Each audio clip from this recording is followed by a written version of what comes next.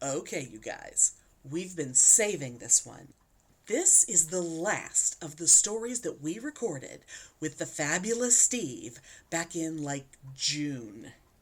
The earlier stuff was in episode 82, It's a Gay Riot, and episode 85, Something Tweaky This Way Comes. Go check those out if you haven't heard them. This week, we are all about the golden age of Hollywood, the glamour of a celebrity gala, and the thrill of live theater. But first, oh my God, you guys, guess who Steve got to see live in concert in 1978?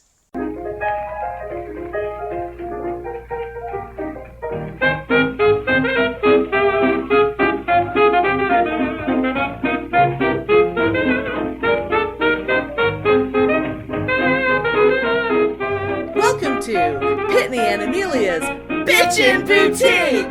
We may be awful, But we're right!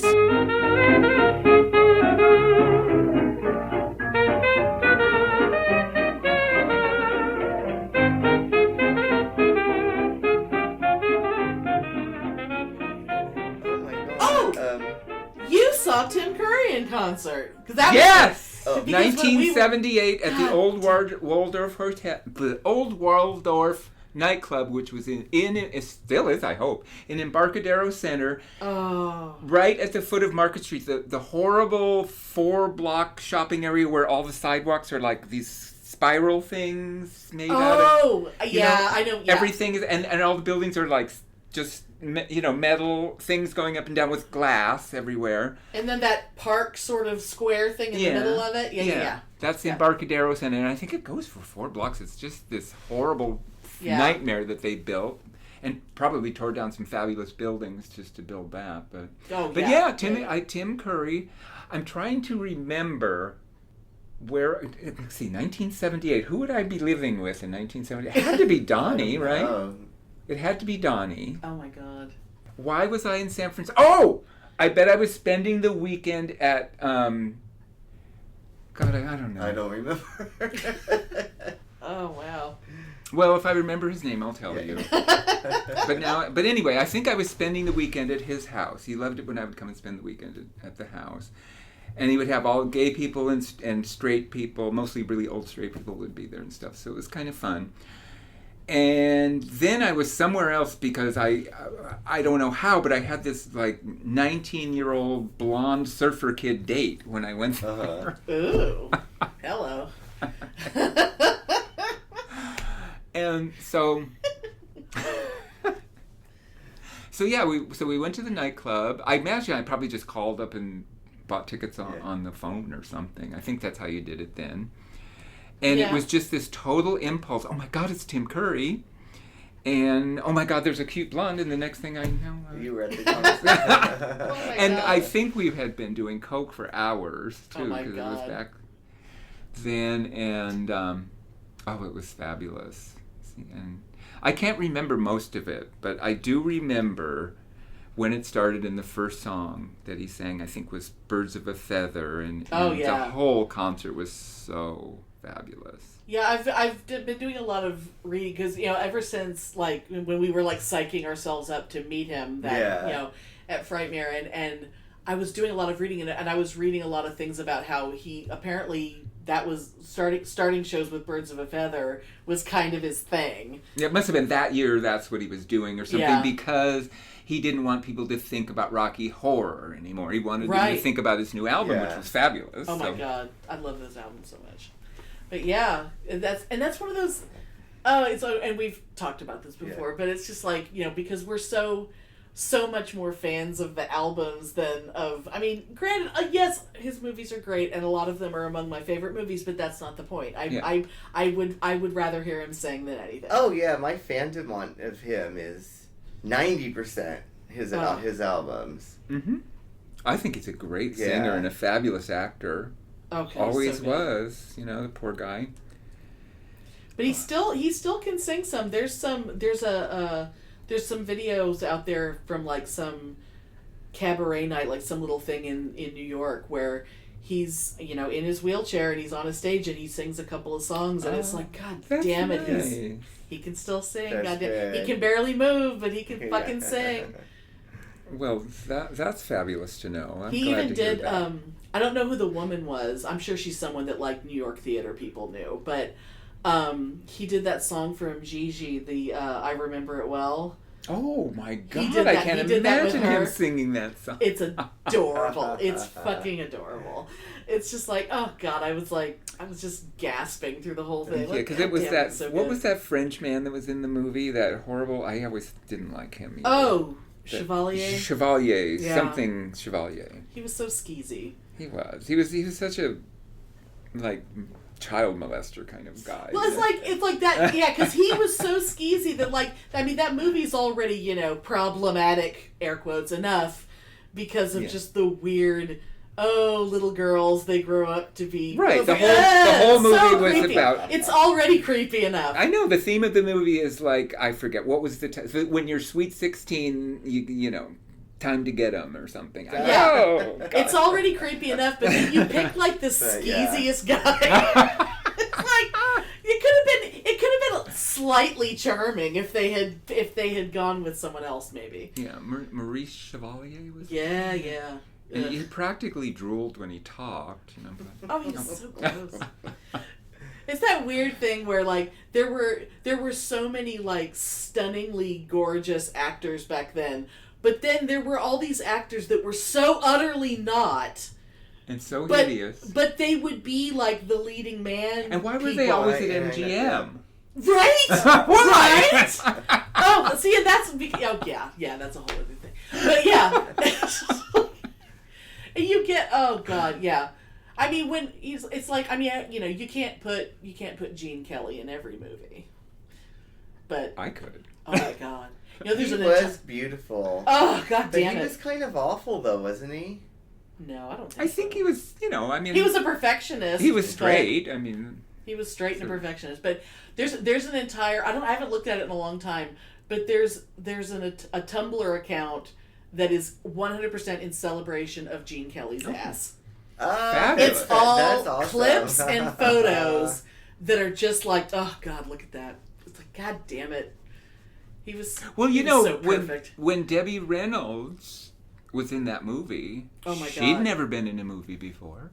Oh, She yeah. really wasn't a dancer. She was what, a 17-year-old kid that She had was a just kid, won Miss yeah. Burbank or something? Oh yeah. Can you imagine? And 2 weeks later, she is rehearsing with Donald O'Connor and Gene Kelly and And Gene Gene- Hagen and who? God, all those Oh people my in God. that I movie. love And the little baby Rita Moreno. and she was the fucking female lead. Yeah. In a musical, an MGM And she musical. and her feet were bleeding Yeah. from rehearsing all those numbers Yeah. and stuff. It's like, oh, can you tap dance? Kind of. I mean, that was basically, but that was trial by fire. She could do anything after that because she survived, and that's still like one of my favorites. I love watching that movie because when they sing that Good Morning song, you know they probably had to stop and change her shoes because blood was seeping out of them a couple of times, and yet she was just fabulous. I remember when I was taking care of Mary. Oh. Oh my God, I had to watch that movie so many times because it was like her favorite movie. It was like every day for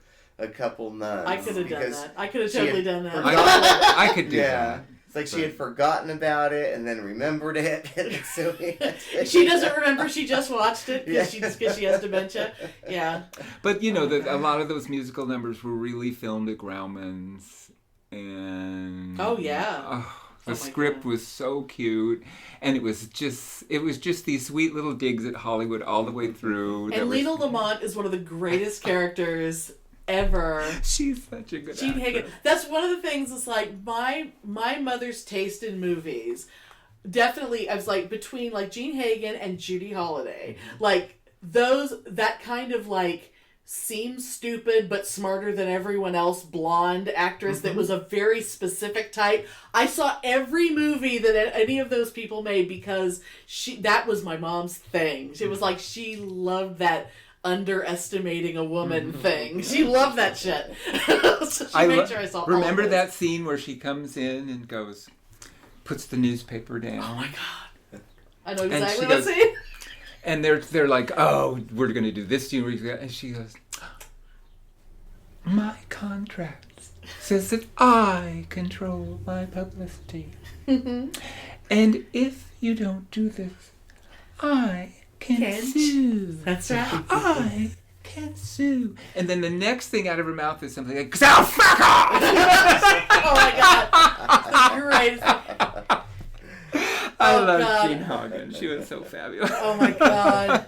She was so fucking funny. Oh God damn it. She was so brilliant. That may be like one of the best. That's definitely the best non-musical scene in the entire movie. Because God damn it, she's so amazing.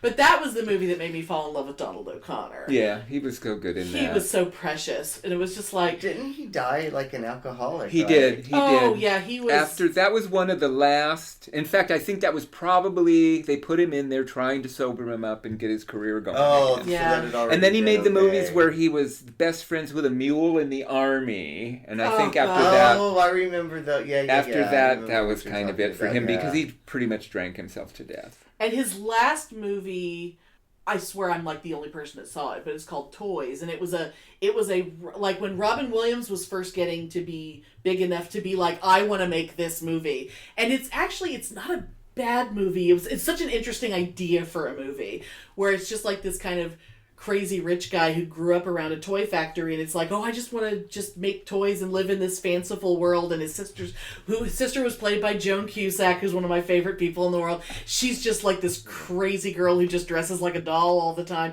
Well, Donald O'Connor was like the family patriarch, and he wasn't in the movie much because he dies very early in the movie, but it's like, I just remember from being a kid who was just in love with Donald O'Connor because I'd seen Singin' in the Rain so many times, and then just being like, oh, like I was like, that was like the first time I was like seeing someone suddenly old, like suddenly realizing, oh God, what happened to him? And thinking, is that what, and being young enough to not really realize, no, he did that to himself. This is not just aging. This is bad. And it's like, oh, and now when I see someone who's been an alcoholic, like a terrible, it's like I can spot it because I know what Donald O'Connor looked like. And it's just like, oh, your head is twice as big as it should be. Wasn't he like rich and fabulous and like what happened? But they were all obsessed with being a movie star, and MGM.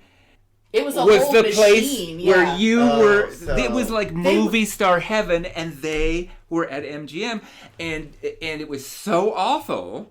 But they wanted it so much that they all drank themselves to death because that was the only way they could deal. That was with the only all way the they- And pressure. you would, I mean, and if you were a hot commodity, you would make like 20 movies in a year. I mean, they would like make all these deals, and like you'd finish a movie, and then they'd be okay, next thing you're going to do is you're going to go over to that soundstage and you're going to start working on this. And they would work. I mean, people were working to death anyway. Yeah. If you were good enough that they wanted to put you in a lot of stuff, they worked you to death on top of it. So many of them.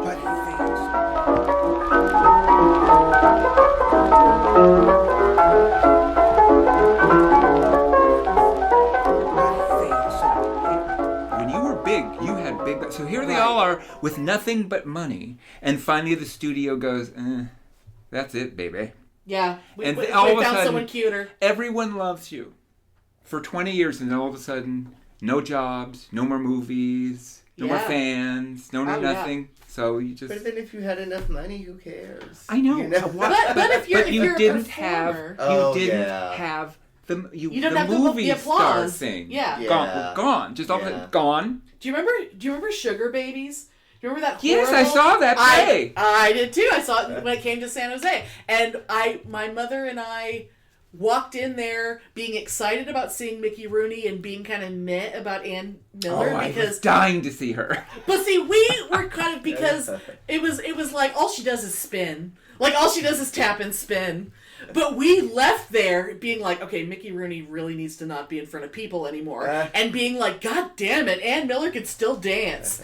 Mom and I were both just like, ah! That was amazing. I saw that at the theater on Hollywood Boulevard. Oh my God. I was probably down at Roger's house, for the weekend or something, and probably noticed it was there and just went and saw it. It was such a I strange idea for a show. I was like, because it was basically like going to go to see an old vaudeville show is what it was. And somewhere also in my closet, there's a bag of sugar babies that I caught when they threw them out. Oh my God! Almost all of my theater programs were in a box in my garage at the house on Royal Hill when that we had a leak in our water heater for a really, really long time. And so it took so long to realize that there was water, that box had been sucking up water from the bottom. And I lost almost every theater program crazy shit like my Moominshans program. I mean, because I saw fucking everything. That's what Mom and I did, you know. I was the only kid that would go to the theater with her, so we saw everything. And it's like, and I had, and she would always buy the program because we had to have the program, so I had everything. And even weird little shit like when we would do like school trips, because I was lucky enough to be in like the whatever they called the honors level, but it was like 6th grade, so whatever that would be, and like the school couldn't afford to do anything, but they could send one class to like one theater show a year, and so that was how I got into Gilbert and Sullivan as a kid, because we went and saw HMS Pinafore, and we saw Pirates of Penzance. That's awesome. And because those were like little weird little community theater things, like all of us little kids would go and get all the actors to autograph all our stuff, and most of them were like they were nobody then, but who knows how many of them could have ended up being somebody. Tom Hanks grew up down the fucking street. He could have been in something. God damn it. Every time I see an interview with Tom Hanks where he talks about growing up and he's talking about shit I remember, and it's like, God damn it. He totally could have been in Pirates of Penzance. Maybe for God's sake. But I don't have the program anymore. It's like that shit doesn't exist. Oh my God. Oh, you were totally I'm totally gonna do it this time. Take everything out of that fucking closet and go through everything. Yes. Oh my God. I know, because I can only imagine what all you got in there. My God. I can think of a few things that I know are in there, but God only knows what. Oh, you'll find stuff that you totally forgot about, and you'll be so thrilled. It'll be like Christmas. It'll be like, oh, look at all this. And then you'll have to text me pictures. Oh my God. Oh my God. Oh, that's funny.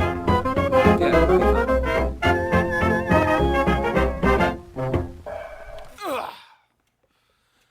What's on TV? I hate that this is on TV. This is going on my list. I should start a weekly podcast called Things Joe Hates. Most people hate this stuff. Things Joe Hates will be a weekly podcast to make the world a better place. Plus, every week I'd rate listener hate. People could find Things Joe Hates on iTunes, Google Play, or wherever they listen to podcasts, or on our website at thingsjoehates.com. You can't play this with another cave, read a book.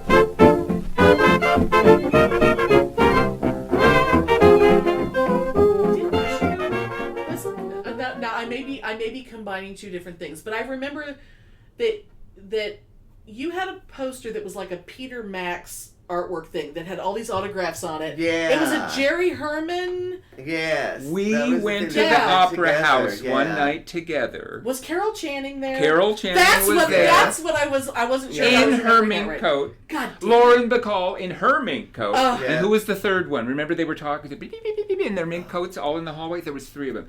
Carol. God, I don't remember. Oh my God. There was 3 of them. Lauren Bacall, Carol Channing, and we have all and it wasn't right.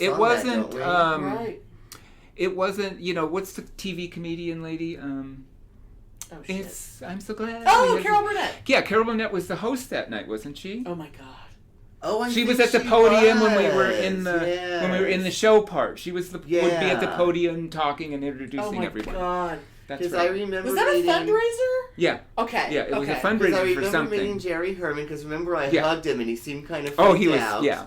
You hugged Jerry Herman? Yeah. Oh my God. Well, he was one of those, no one touches me. I'm Jerry Herman kind of people. Oh my God. He didn't know. I remember meeting Carol Channing and I remember shaking Lauren Bacall's hand. Jesus Christ. But I don't remember, are those all...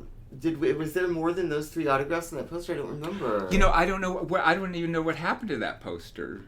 You have it. I have it somewhere? Yeah. Well, I remember you had it for a while. I thought you had it because for a while. that's why I knew about it, because you Yeah, I had it it for a while, but now you have it. So now I have it. Yeah. So maybe I'll find that in there we too. traded it off. Okay, because it's Yeah, got to you be in have there. it. So, Yeah. It's too but I don't fabulous think there's more than about 3 autographs on there, because I know they were having some kind of powwow and we broke in on it, of course. Oh my God. And we're trying to get autographs, Oh and my they were trying to have a God. business meeting.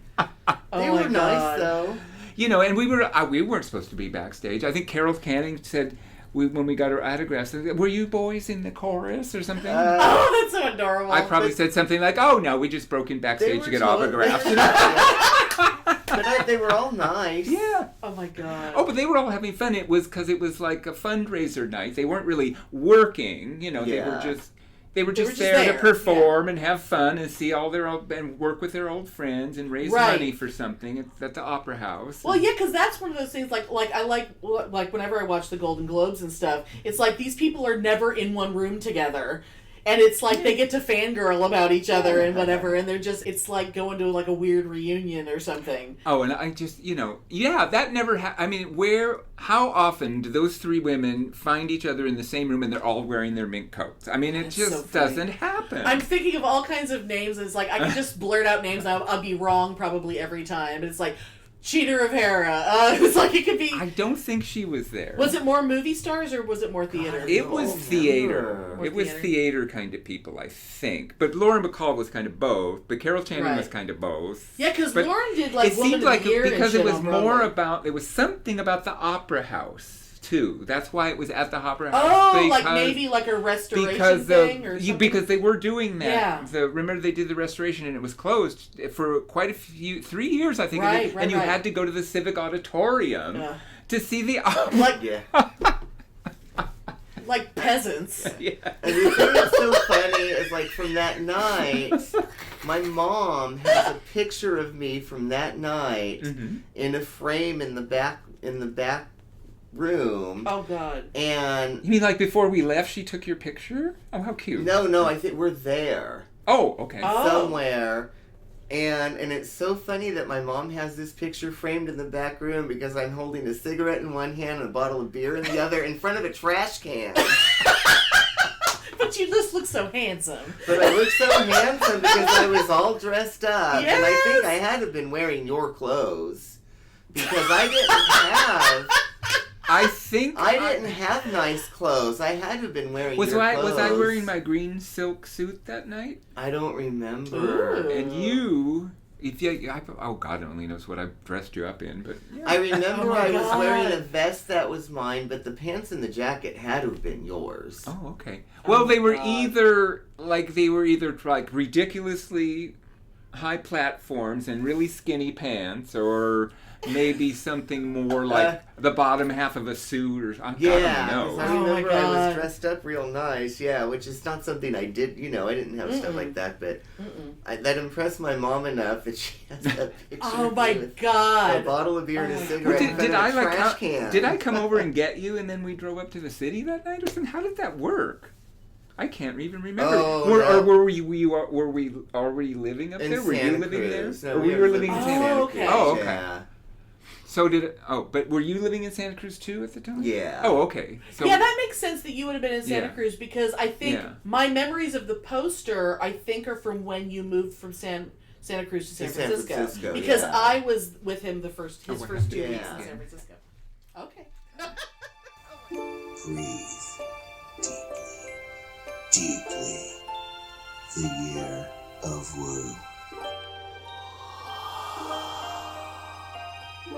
I'm not a super woo person. Way less woo than Pitney is. But I sometimes appear woo to people. I enjoy the trappings of woo. Like my cubicle at work is decorated with these hilarious placemats with palmology designs on them. I've got artwork of goddesses hanging up. A lot of Zen shit. Shit, I've even got one of those Himalayan salt lamps. They're super pretty, and I love any light that isn't overhead fluorescent crap. Anyway, another thing that people might notice when they see me in the past year or so is that I like to wear stone pendants.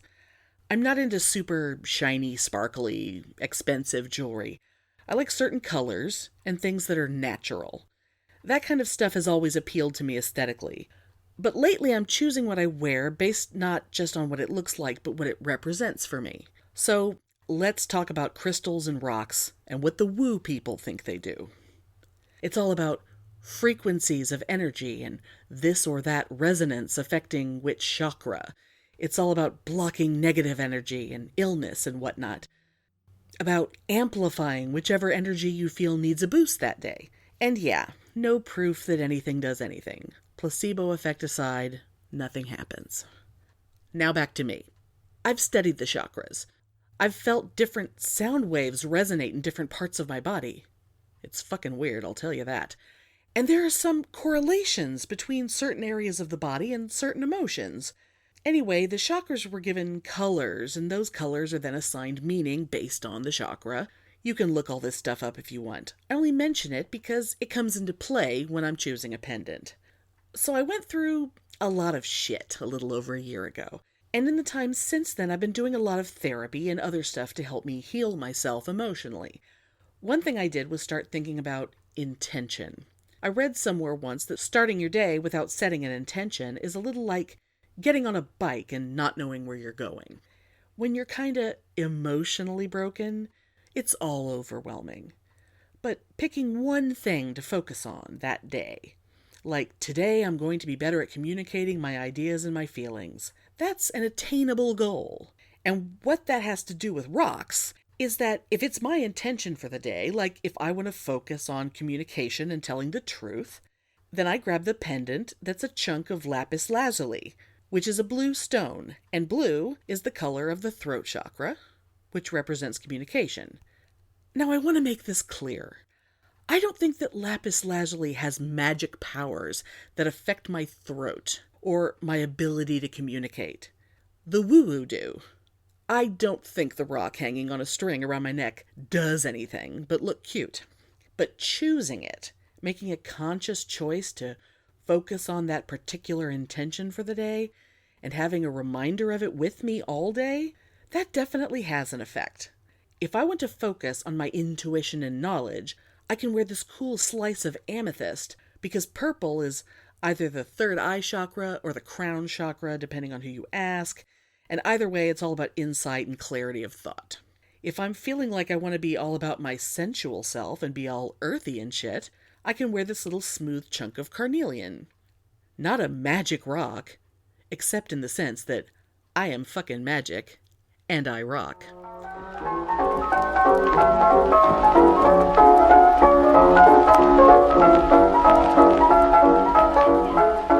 Everybody spends their money on what is important to them.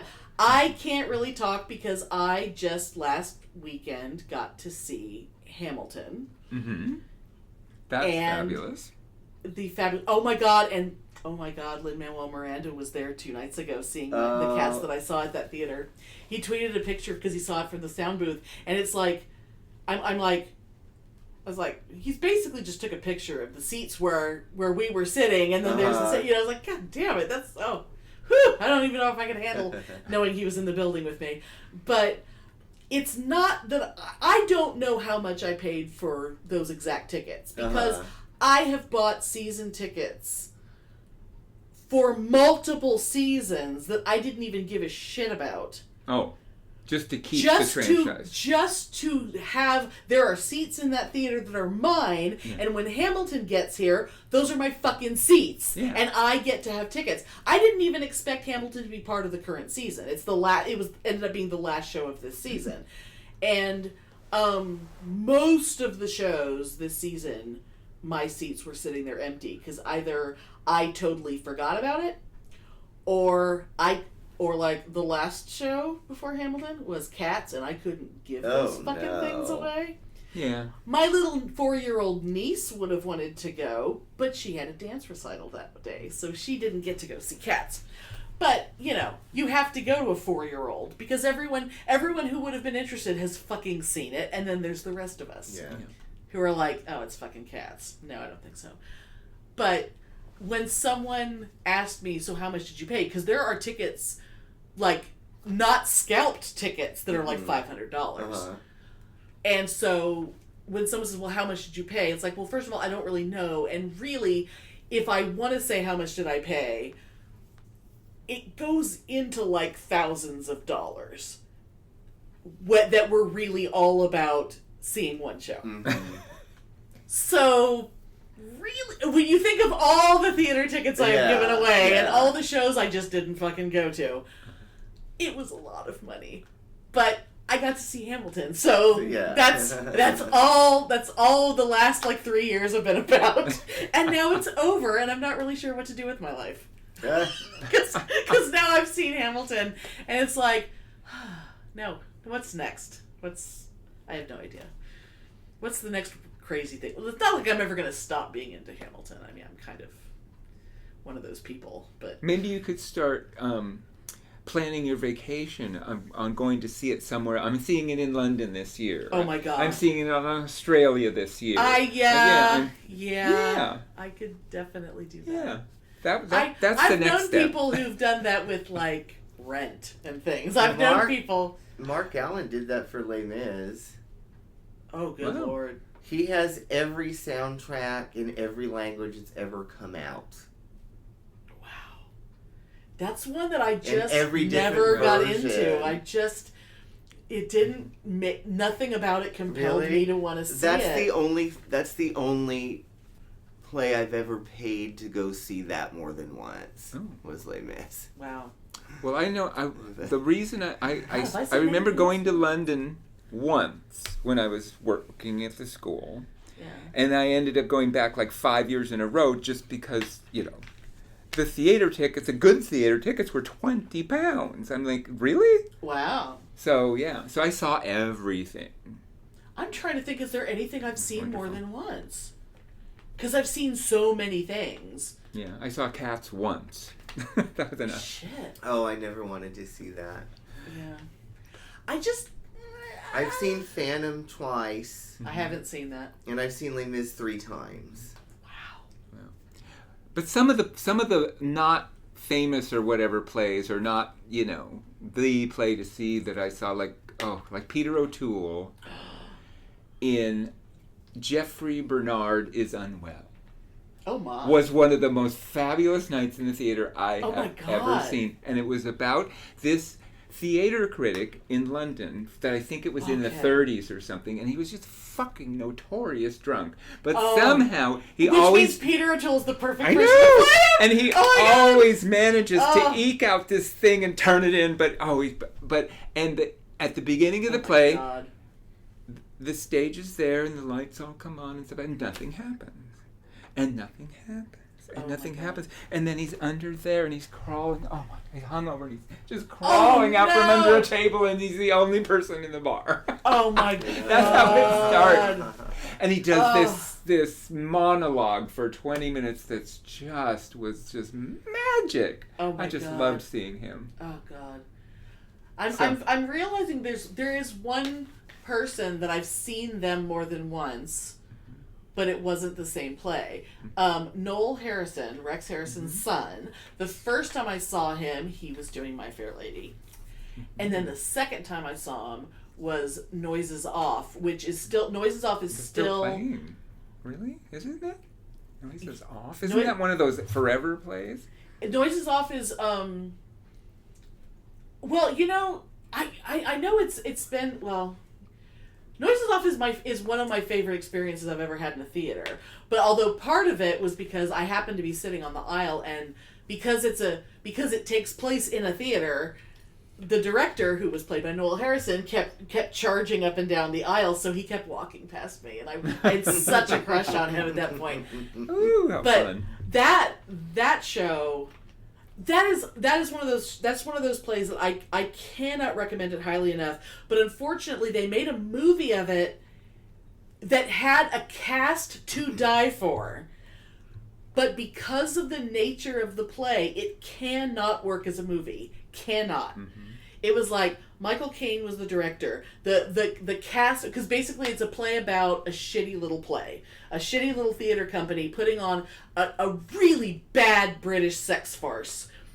And they're rehearsing the night before opening night, and there's still people who don't know their lines and people who want to argue about their character's motivation, all this bullshit. And the director keeps running up there and screaming at them and going back to the back.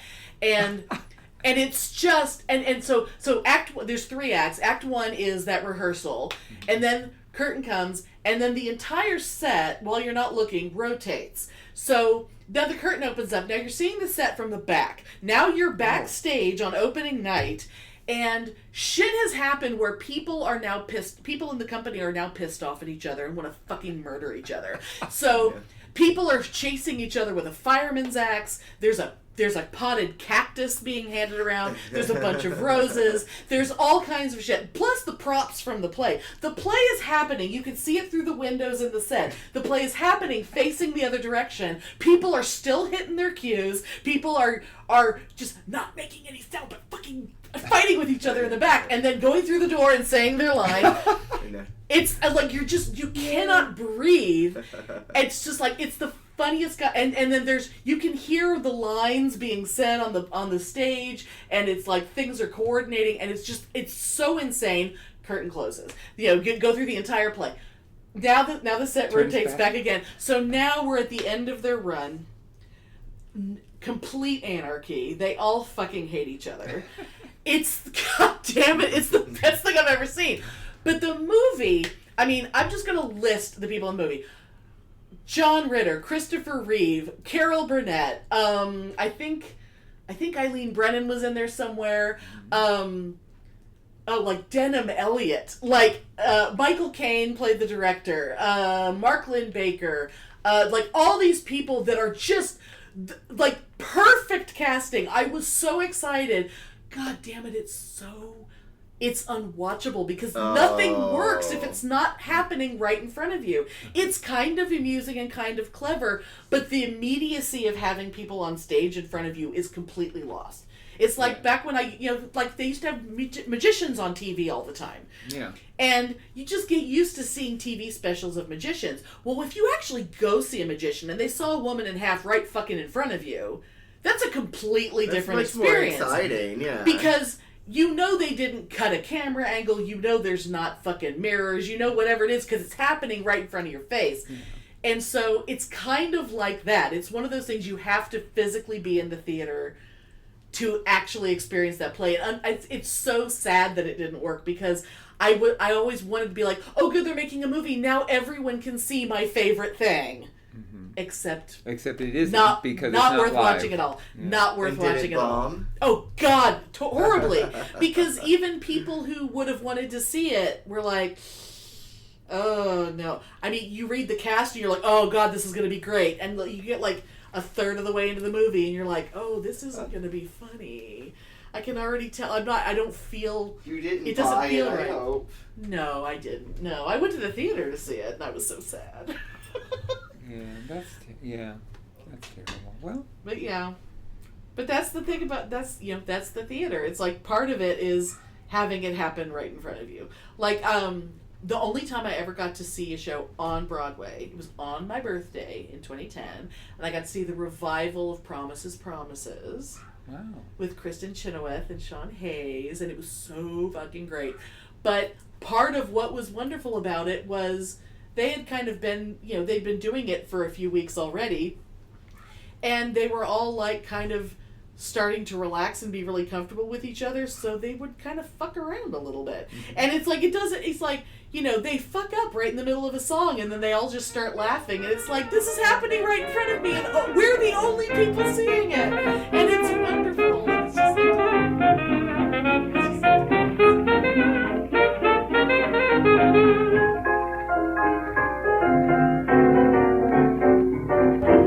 Thanks for listening. If you enjoy our show, please take a moment to rate and review us on Apple Podcasts or Stitcher. If you send us a screenshot of your review, we'll send you a Bitchin' Boutique sticker. Everyone loves stickers!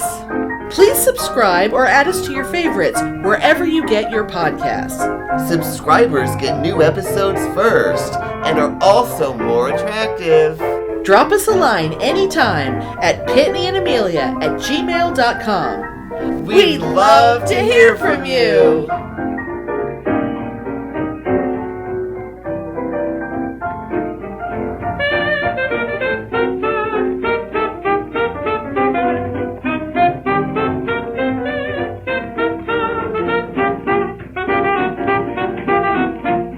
Were you boys in the chorus?